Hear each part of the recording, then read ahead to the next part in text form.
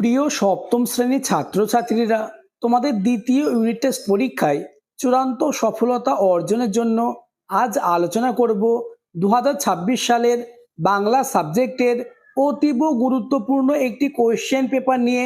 তাই ভিডিওটি প্রথম থেকে শেষ পর্যন্ত দেখো, কেননা তোমরা যেমন বুঝতে পারবে তোমাদের দ্বিতীয় ইউনিট টেস্ট পরীক্ষায় বাংলা প্রশ্নপত্র কেমন হবে, তাছাড়া এই কোয়েশ্চেন পেপার থেকে বেশিরভাগ প্রশ্ন কমন পাবেই। শুরু করছি আজকের আলোচনা। দ্বিতীয় পর্যায়ক্রমিক মূল্যায়ন 2026, ক্লাস 7, বিষয় বাংলা, পূর্ণমান 50, সময় 1 ঘন্টা 45 মিনিট। প্রথমে তোমাদের সেকেন্ড ইউনিট টেস্ট পরীক্ষার বাংলা সিলেবাসটি বুঝে নাও। তোমাদের সাহিত্য মেলা অর্থাৎ বাংলা টেক্সট বুক থেকে কার দৌড় কদ্দূর, নোট বই, মেঘচোর, দুটি গানের জন্মকথা, কাজী নজরুলের গান, স্মৃতিচিহ্ন এবং চিরদিনের এই গল্প ও কবিতাগুলি থাকবে। এছাড়া মাকু বই থেকে তৃতীয়, চতুর্থ এবং পঞ্চম অধ্যায়, তাছাড়া ভাষা চর্চা বই থেকে বাংলা বানান, নানা রকম শব্দ এবং প্রবন্ধ রচনা থাকবে। দাগ নম্বর 1, সঠিক উত্তরটি বেছে নিয়ে লেখো। 1 গুণ 12 সমান 12, অর্থাৎ 1-এর দাগে তোমাদের 12টি এমসিকিউ প্রশ্নের উত্তর দিতে হবে। প্রথম কোশ্চেন, উপনিষদে উক্ত চৈরিবেতি শব্দের অর্থ। উত্তর হবে অপশন খ, এগিয়ে যাও। পরের প্রশ্ন, যে বৈজ্ঞানিক কারণে আপেল দৌড়ায় মাটির দিকে সেটি হলো। উত্তর অপশন ক, মাধ্যাকর্ষণ। নেক্সট কোশ্চেন, মদন পল্লীতে এইচ কাজিন্স রবীন্দ্রনাথের সম্মানে যে সভার আয়োজন করেছিলেন সেখানে তিনি জনগণ মন গানটির নামকরণ করেছিলেন। উত্তর হবে অপশন গ, the morning song of India. আমি তোমাদের বাংলা পাঠ্য বই খুঁটিয়ে সব থেকে বাছাই করা অর্থাৎ এমন প্রশ্ন দিয়েছি যে প্রশ্নগুলি তোমাদের পরীক্ষায় আসার সম্ভাবনা কার্যত নিশ্চিত। তাই পরীক্ষার আগে প্রতিটি প্রশ্নের উত্তর মুখস্থ করে নাও। পরের প্রশ্ন, কাল থেকে মনে মোর লেগে আছে খটকা। খটকা কি নিয়ে? উত্তর অপশন খ, ঝোলাগুড় কিসে দেয়। পরের প্রশ্ন, হার্ভার্ড বিশ্ববিদ্যালয়ে অবস্থিত। উত্তর অপশন ক, আমেরিকায়। Next question number 6, Purandar Chowdhury ছিলেন। উত্তর বৃষ্টি বিজ্ঞানী, অর্থাৎ অপশন ক is the correct answer. Next question, চিতাবাঘের দেহের ওজন। উত্তর অপশন গ, 130 পাউন্ড। পরের প্রশ্ন, অসীমা লবঙ্গ নিয়েছিল। উত্তর একটি, অর্থাৎ অপশন ক। নেক্সট কোশ্চেন নম্বর 9, আমাদের জাতীয় সঙ্গীত প্রথম গাওয়া হয়। উত্তর 1911 সালে, অর্থাৎ অপশন খ ইজ দ্য কারেক্ট অ্যান্সার। পরের প্রশ্ন, রামকুমার চট্টোপাধ্যায় একজন। উত্তর অপশন গ, সঙ্গীত শিল্পী। পরের প্রশ্ন, যৌগিক শব্দ হলো। উত্তর অপশন গ, গায়ক। নেক্সট কোশ্চেন নম্বর 12, অর্থগত দিক থেকে শব্দ কত প্রকার? উত্তর অপশন খ, 3 প্রকার। নেক্সট কোশ্চেন, শব্দদ্বৈত হলো। উত্তর অপশন ক, গলায় গলায়। পরের প্রশ্ন, কোন বানানটি ঠিক? উত্তর হবে অপশন খ, ধূলিসাৎ। পরের প্রশ্ন, বাঙালি পদবীর ইংরেজি উচ্চারণে কোনটি ঠিক? উত্তর অপশন খ, ব্যানার্জি। পরের প্রশ্ন, দাগ নম্বর 2, অতি সংক্ষিপ্ত উত্তর দাও। 1 গুণ 12 সমান 12। প্রথম কোশ্চেন, মেঘচোর কাকে বলা হয়েছে? উত্তর বিজ্ঞানী পুরন্দর চৌধুরীকে মেঘচোর বলা হয়েছে। নেক্সট কোশ্চেন, অসীমা সম্বন্ধে 2-1টি বাক্য লেখো। উত্তর 27 বছর বয়সী অসীমা হার্ভার্ড বিশ্ববিদ্যালয়ে ইতিহাস নিয়ে গবেষণা করে। তার বাবা বিজ্ঞানী কার্পভ এবং মা বাঙালি হলেও বৃষ্টি বিজ্ঞানী পুরন্দরকে জব্দ করতে সে নিজেকে তার ভাইজি বলে পরিচয় দিয়েছিল। নেক্সট কোশ্চেন, পুরন্দর কি সাংঘাতিক কাণ্ড করেছেন? এই প্রশ্নের উত্তরগুলি আলোচনার আগে যারা এখনো আমার চ্যানেলটিকে সাবস্ক্রাইব করোনি, এক্ষুনি চ্যানেলটিকে সাবস্ক্রাইব করে দাও এবং ভিডিওটি তোমার বন্ধুদের মধ্যে শেয়ার করে দাও। উত্তরটি দেখে নাও। সাহারা মরুভূমিতে একসাথে 100 ইঞ্চি বৃষ্টি ঘটিয়ে পুরন্দর সাংঘাতিক কাণ্ড ঘটিয়েছেন। তিনি সাইবেরিয়া থেকে সাহারায় মেঘ চুরি করে এনে এই বৃষ্টিপাত ঘটিয়েছেন। পরের প্রশ্ন, বাংলাদেশ স্বাধীন রাষ্ট্র হলে কোন গানের কতগুলি পংক্তি জাতীয় সঙ্গীত হিসাবে গৃহীত হয়েছে? উত্তর বাংলাদেশ স্বাধীন রাষ্ট্র হলে বিশ্বকবি রবীন্দ্রনাথ ঠাকুরের আমার সোনার বাংলা আমি তোমায় ভালোবাসি গানটির প্রথম 10 পংক্তি জাতীয় সঙ্গীত হিসাবে গৃহীত হয়েছে? নেক্সট, কোশ্চেন নম্বর 5, ব্যস্ত ঘড়ির কাঁটা কোথায় গিয়ে থেমে গেছে? উত্তর, ব্যস্ত ঘড়ির কাঁটা বৃষ্টিমুখর গায়ে গিয়ে থেমে গেছে। এই প্রশ্নগুলি মোস্ট ইম্পর্টেন্স, এমন প্রশ্নই তোমাদের পরীক্ষায় থাকবে, তাই প্রতিটি প্রশ্নের উত্তর পরীক্ষার আগে তোমরা মুখস্থ করে নাও, তাহলে বাংলা সাবজেক্ট নিয়ে তোমাদের আর কোনো দুশ্চিন্তা থাকবে না। পরের প্রশ্ন, তালের শাড়ি কোথায় রয়েছে? উত্তর, তালের শাড়ি রয়েছে জোড়াদিঘির পাড়ে। নেক্সট কোশ্চেন, শামুক চলে যাবার সময় রেখে যায় জলীয় চিহ্ন, সেটি আসলে কি? উত্তর, শামুক চলে যাওয়ার সময় যে জলীয় চিহ্নটি রেখে যায় সেটি হলো তার দেহ নিঃসৃত এক জাতীয় তরল পদার্থ, এটি অনেকটা শ্লেষ্মার মতো। পরের প্রশ্ন, কোশ্চেন নম্বর 8, পুরন্দর চৌধুরীর ভাই কোথায় থাকতো? উত্তর, আলাস্কায়। নেক্সট, কোশ্চেন নম্বর 9, পুলিন বিহারী সেন রবীন্দ্রনাথ ঠাকুরকে কবে চিঠি লেখেন? উত্তর, 20 নভেম্বর 1937 খ্রিস্টাব্দে। পরের প্রশ্ন, হোটেলওয়ালা টিনের মগে কি এনেছিল? উত্তর, সোনা ও টিয়ার জন্য জল এনেছিল। নেক্সট কোশ্চেন, এটিপি এর পুরো নাম কি? উত্তর, অ্যাডিনোসিন ট্রাইফসফেট। নেক্সট, কোশ্চেন নম্বর 12, ওরা আপনার নাম কিভাবে লিখতে চায়? উত্তর, ক্ষমতা ও অর্থের জোরে তারা সৌধ বানিয়ে নাম লিখতে চায়। নেক্সট কোশ্চেন, কটা বাঁদর টুপি মাথায় দিয়ে উপস্থিত হয়? উত্তর, 4টে বাঁদর। পরের প্রশ্ন, নোট বই পড়লে কি কি জানা যায়?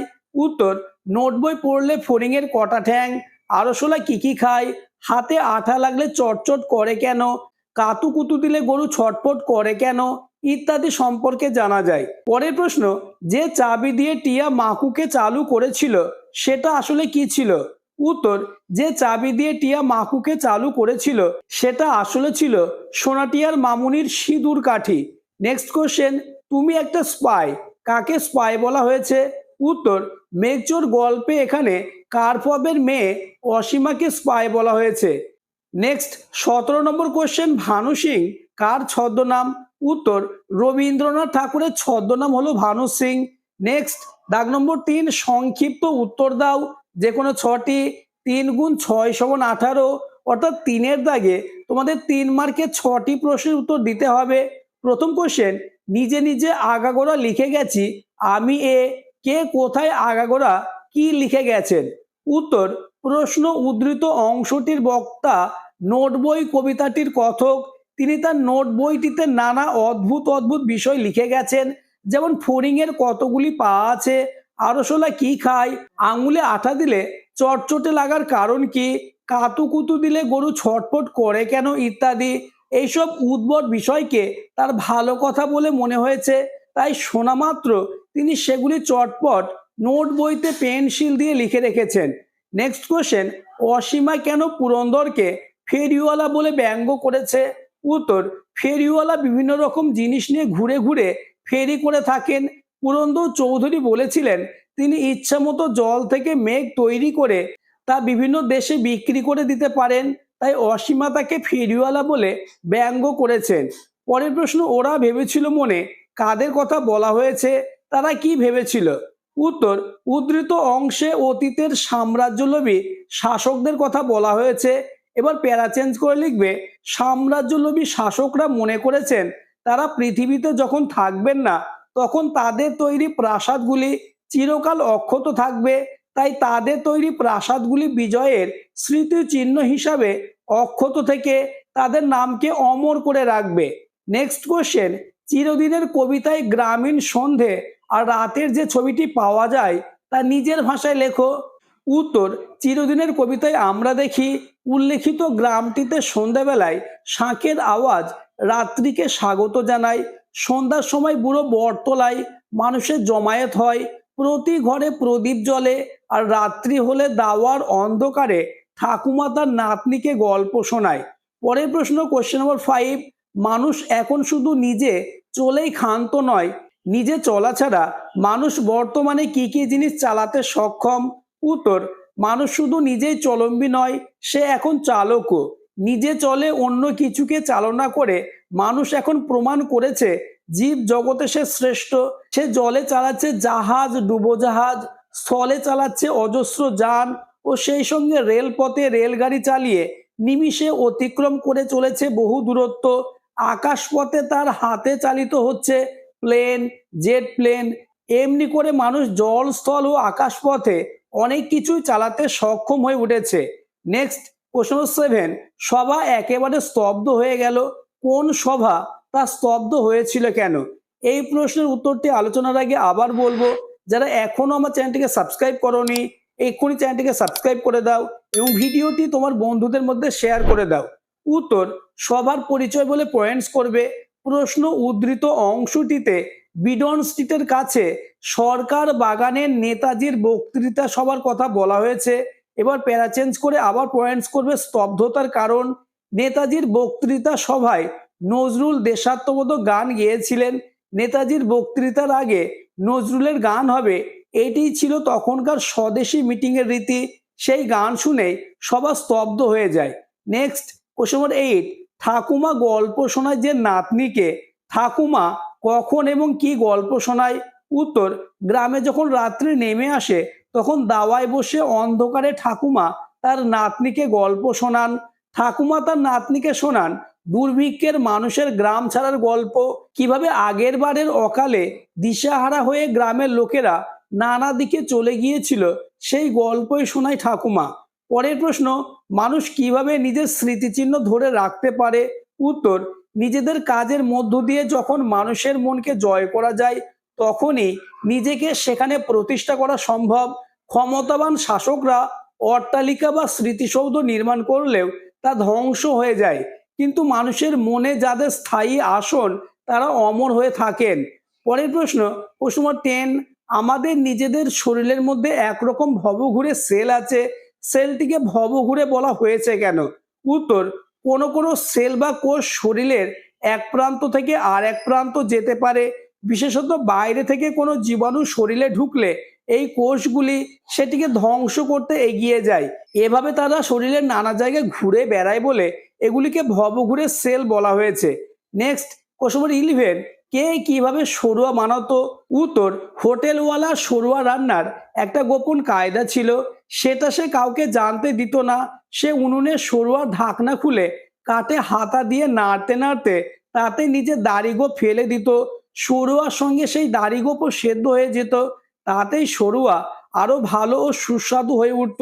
কেবল সোনাটিয়াই এই কথা জানতে পেরেছিল। পরের প্রশ্ন, কারা কেন বনে ফাঁদ পাততো? উত্তর, বাঘ ধরার ফাঁদ হলো অনেক দিনের পুরনো ফাঁদ। আগে যখন এখানে বসতি ছিল তখন গায়ের লোকেরা এই ফাঁদ বানিয়েছিল। মাটিতে দু মানুষ গভীর গর্ত খুঁড়ে তার উপর কাঠকুটো লতা পাতা দিয়ে ঢেকে রাখা হতো। বন্য পশু শস্য খেতে এসে ওই ফাঁদে অর্থাৎ গর্তে পড়ে যেত, উঠতে পারতো না। আসলে ওই ফাঁদে বাঘ ধরা পড়তো না, বুনো শুয়োর ওই ফাঁদে ধরা পড়তো। নেক্সট এবং তোমাদের লাস্ট দাগ নম্বর 4, নিচের যে কোনো একটি বিষয়ে প্রবন্ধ রচনা করো যার মান 8। প্রথম কোশ্চেন, পরিবেশ রক্ষায় ছাত্র ছাত্রীদের ভূমিকা। নেক্সট, দেশ ভ্রমণ। নেক্সট, একটি গ্রামে ভ্রমণের অভিজ্ঞতা। নেক্সট, একটি প্রাচীন জলাশয়ের আত্মকথা। আজকের আলোচনা এই পর্যন্ত। আলোচিত প্রতিটি প্রশ্ন খুবই গুরুত্বপূর্ণ, তাই বাংলা সাবজেক্টে 50-এ 50 পেতে চাইলে প্রতিটি প্রশ্নের উত্তর পরীক্ষার আগেই মুখস্থ করে নাও।